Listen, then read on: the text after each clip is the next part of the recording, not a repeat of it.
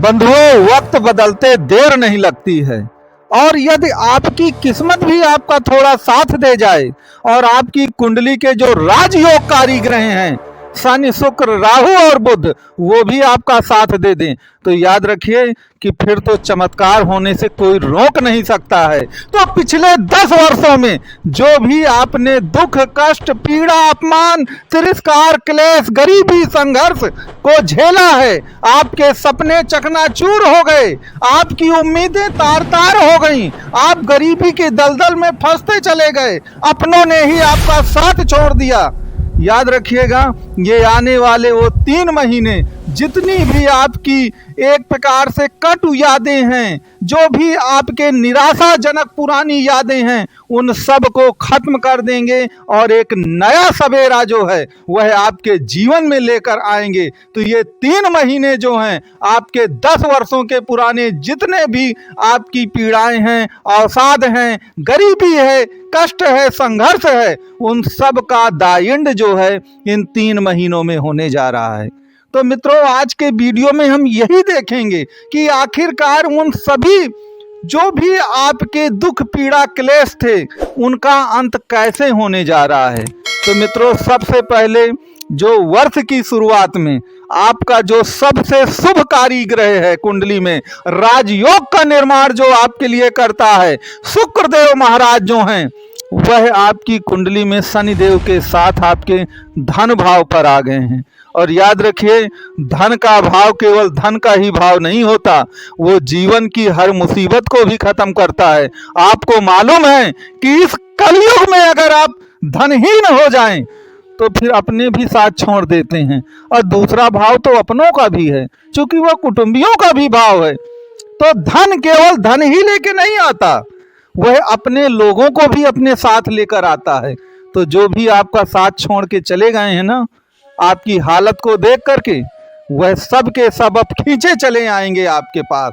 तो सबसे पहला जो कारण है कि शनिदेव के साथ आपकी कुंडली के जो सबसे राजयोगकारी ग्रह शुक्रदेव हैं, उनका मिलन कुंभ राशि में शनि के साथ हो गया है। जो दूसरा सबसे बड़ा आपके लिए कारण है कि मंगल देव अभी तक आपकी कुंडली में क्या है कि वह कर्क राशि में नीच के चल रहे हैं, वो भी 7वें भाव पर। 7वें भाव पर तो वो कुंडली को मंगली तो बनाते ही हैं, वैवाहिक जीवन को खराब करते हैं, और जो मंगल देव हैं वो लड़ाई झगड़े कोर्ट कचहरी के भी कारक कहे गए हैं। तो जब वह बकरी हो करके 21 जनवरी से आपकी कुंडली में 3rd हाउस में आएंगे, 3rd हाउस नहीं, मिथुन राशि में आएंगे, और 6 भाव में आएंगे, 6वें भाव में आएंगे। तो 6वां भाव तो आप जानते ही है ना कि 6वां भाव शत्रुहंता योग का निर्माण करते हैं आपके मंगल देव। तो जितने भी विरोधी लोग थे, अपोनेंट थे आपके, और 6वां भाव कर्जे का भी है, 6वां भाव रोग दरिद्र का भी है।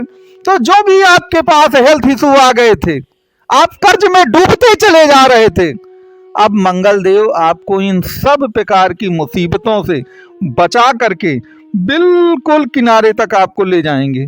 आप जिस कर्ज के कारण रात रात भर आपको नींद नहीं आती, आप बेचैन रहते हैं, वह बेचैनी अब आपकी खत्म होने वाली है। अब एक बहुत अच्छी और मीठी नींद में आप जाएंगे, जिसके कारण आप रात रात भर जगते थे और आपको पूरी दुनिया बेगानी लगती थी। आपको लगता था कि जीवन में कुछ होने वाला नहीं है और इसी कर्ज के जाल में फंस के हमको मर जाना है।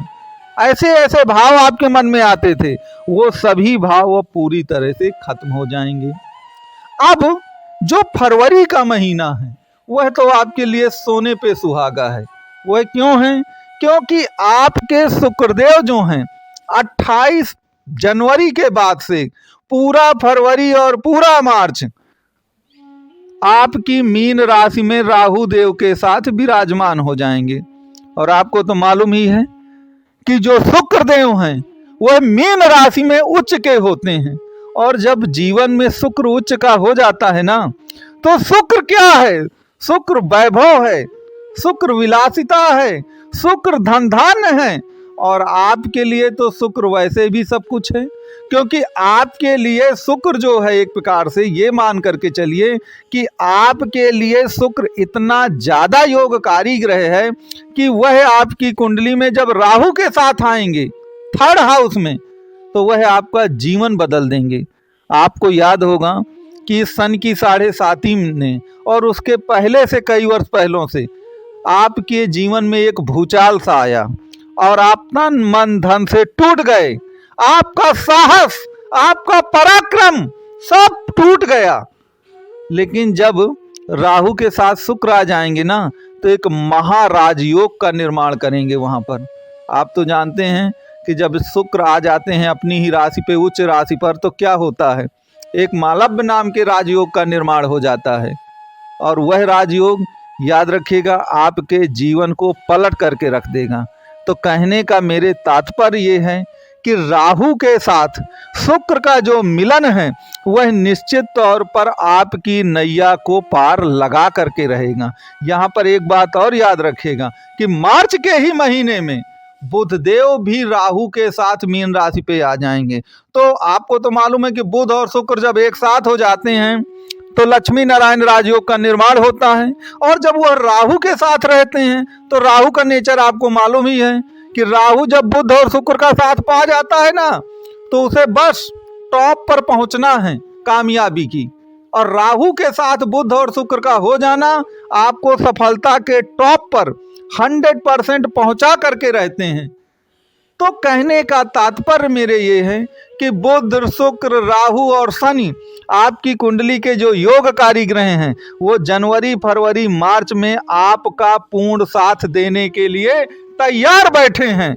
और शनि की 7.5 तो डूबता हुआ सितारा है, अब उसका उतना कोई मतलब नहीं रह गया सन की 7.5 का। इसलिए आपको सन की 7.5 से डरने की 1% भी आवश्यकता अब नहीं है, क्योंकि वह अंतिम चरण में है, शनि अंतिम चरण में है, अब उसका कोई मतलब नहीं रह गया है। तो मित्रों, ये 3 महीने आपके जीवन का स्वर्णिम इतिहास रचेंगे, यह आप लिख करके रख लीजिए। तो मित्रों, ये वीडियो कैसा लगा? वीडियो अच्छा लगा हो तो वीडियो को पसंद करिएगा और कंसल्ट के लिए दिए गए नंबर पे कांटेक्ट कर सकते हैं।